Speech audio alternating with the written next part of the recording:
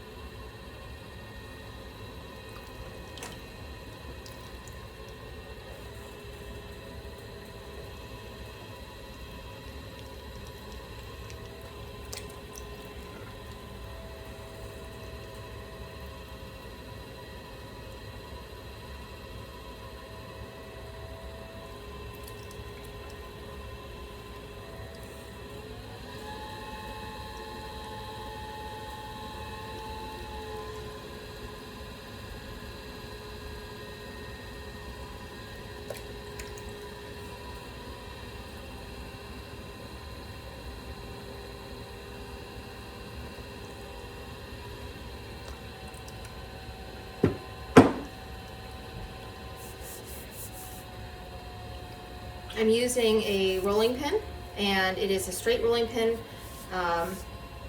from a pastry chef company. I'm not using a tapered pottery rolling pin. That's an important difference. This is a somewhat unorthodox method.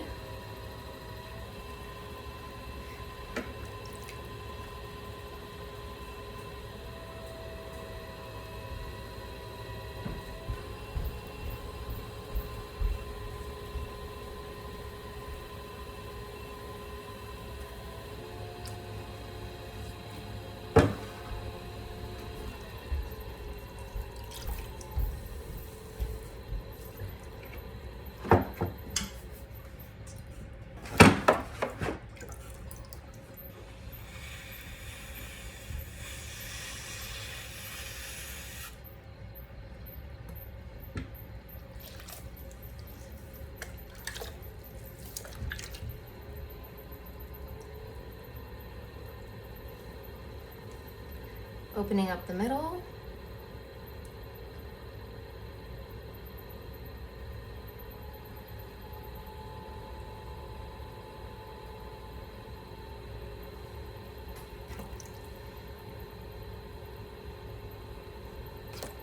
I like to use a sponge at this point.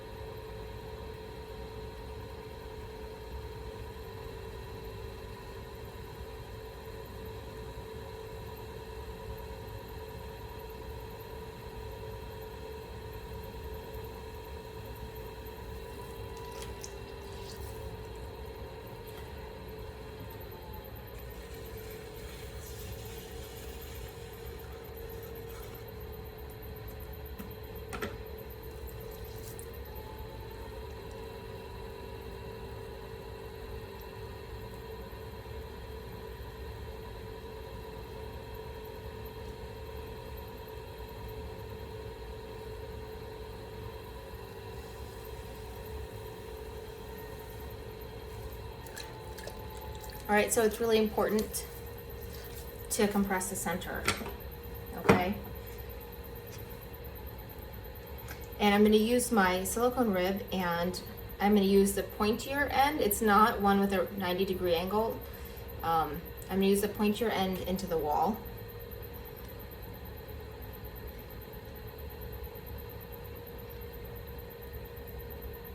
I'm slightly lifting it up towards the middle because you can see I probably gouged it just a slight bit.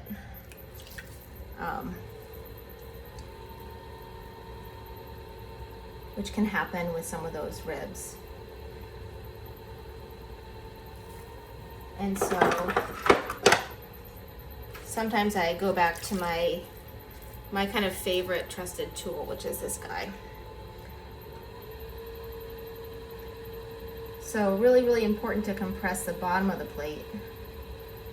Otherwise, you're going to end up with a cracked bottom. And you see this like lip of clay it's pulling up here? That just becomes scrap. Right? Ooh, that was a good one. And there's still a little bit right here. So I'm going to use the tool and pull it up again.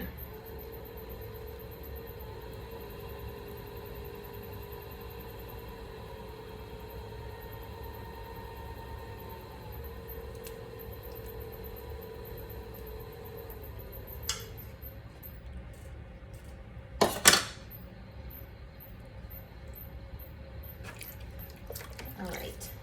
With plates, there's typically, at least for me, a lot more cleanup involved than a straight cylinder, especially if you go wide. All right, so back to the rib. Try not to gouge the middle.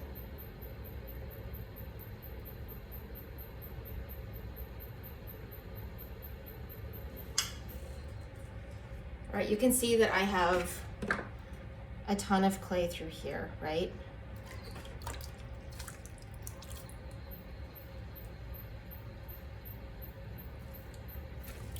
So I'm gonna have to figure out how I want to deal with that. I can choose to needle off some of it as I pull that wall.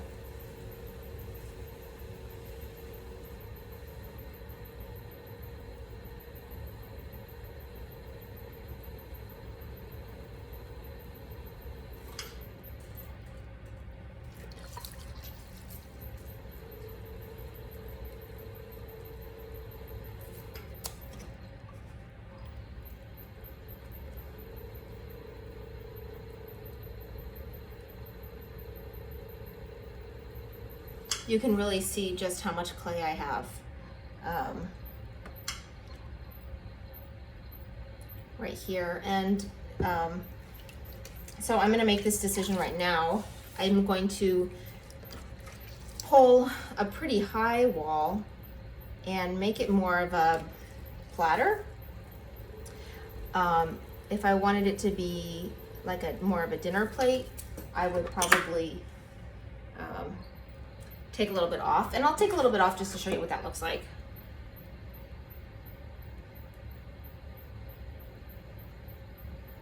As my needle goes through the clay, it catches clay, and then it's going to poke through my finger, and it's not going to hurt my finger, I promise. People are scared of that method, but it doesn't hurt. I'm compressing this a little bit because I want this wall to be,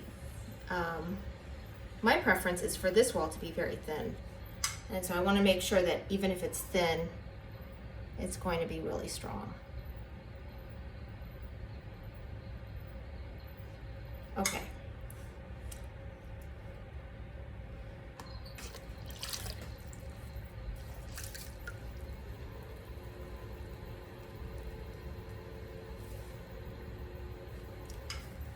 I'm gonna grab one of my favorite little wooden tools here, if I can find it in my bin. Hold on.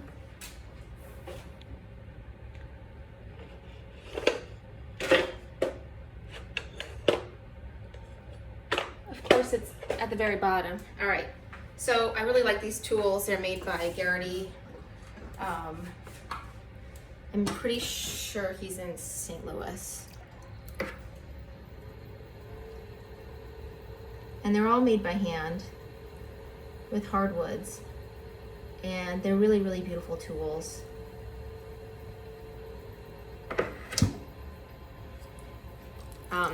The trick is because they're wood, you don't want to immerse them in water. You don't want to warp them.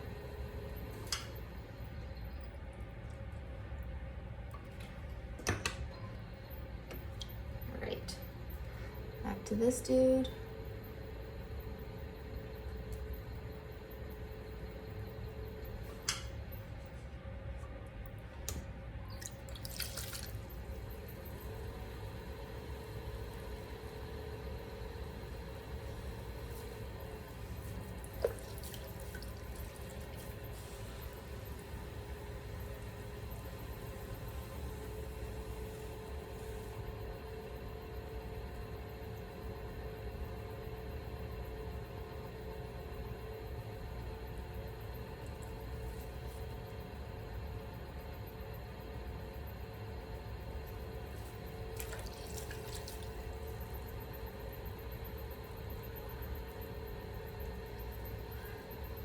I hear a child yelling for me, but I'm close to done here.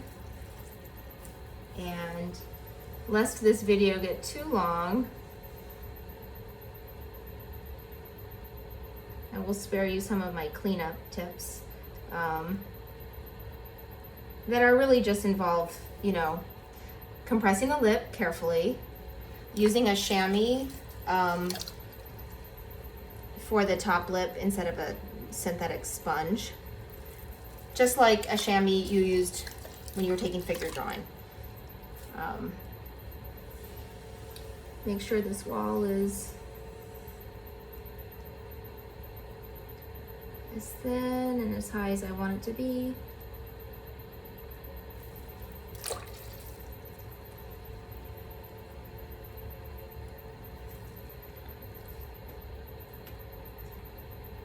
I'm going to take off a little bit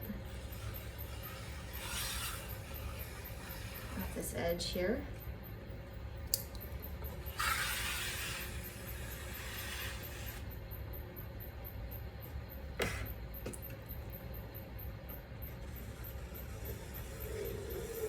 I am a big fan of of mid-century design, and for my ceramics, I often favor very clean lines. I don't put a lot of frills on my work, especially if I'm using this really, really nice porcelain, and you know, my glazes are really, really carefully made. My glazes are all handmade. Meaning I weigh out every mineral on a gram scale and then blend it. And then it's a lot of testing and figuring out the right balance of colorants. And some of our colorants are things like red iron oxide, and some are rare earth minerals like neodymium. And then some are encapsulated mason stains that I buy from this company called US Pigment. And US Pigment is out in Elgin. Their slogan is, "We color your dreams." And for some reason that always sticks in my head. They really do have the most beautiful range of colors. I just bought one called Victoria Green to try to get kind of a, I've never really made this color before, but like a kind of a Kelly green glaze.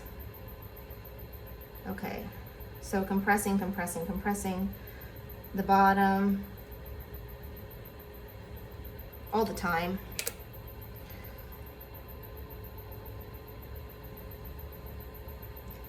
And then I'll probably compress the rim one more time too. And if you don't like the appearance of throwing rings on your work, now would be your chance to really clean that out. I don't mind a little bit. It indicates to me that it is handmade. I'm not a big fan of like excessive throwing lines. Some people will enhance the throwing lines to make plates that would then maybe hold a bar of soap, or sometimes I've seen people do it and make those lines really aggressive and turn it into a garlic plate, which is a cool idea, but it means that plate only has one purpose. So what is the intended purpose of this very high walled. It is a plate form, it is thrown like a plate, but I made the walls very, very high. The walls are about 2.5 inches high. So I would use this for, oh, it's stone fruit season, so maybe I would put like my plums and nectarines in it. And I'm gonna put, with this little foot from Garrity Tools, I'm gonna just put a nice little foot into it. Maybe I'll use this one instead. I really do like tools. And if I throw carefully enough and I plan well, I can eliminate some trimming on the other end. And I really am a firm believer of making the piece right from the get-go and not cutting corners.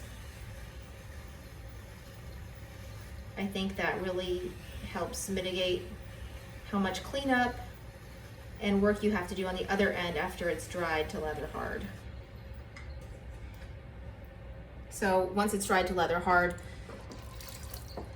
you know, people flip their work and they use carving tools and they trim the bottom. And so some people throw their pieces super thick because if they do that, then they have then they do a lot of trimming and they can really take off a lot of the weight of the clay, especially at the shoulder. So especially where the interior bottom would meet the wall is always a very, very hard point for people. And so some people kind of, I hesitate to call it cutting corners, but I kind of believe that's what it is. They won't worry about throwing super thin because they feel like they'll carve it out. And I don't really like that approach.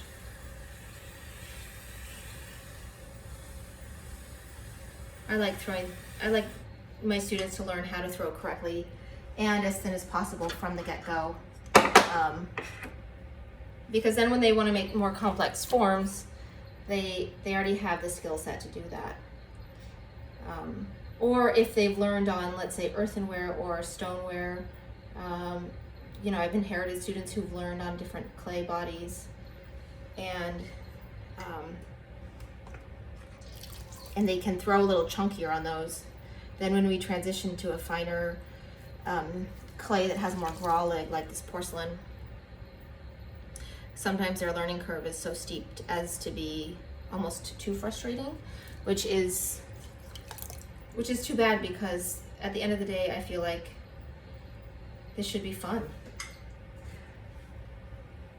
All right, for good measure, I'm gonna do just a little sponge in the middle.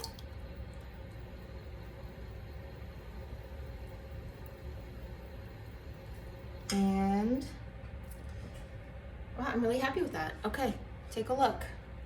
It's got a little foot in it. The walls are really thin and pretty even. And so I'm hopeful that it will dry well and that my walls and the bottom of my platter, this is a pretty wide platter, at least 10 inches across, that they're about the same thickness. Okay, see you on the next one.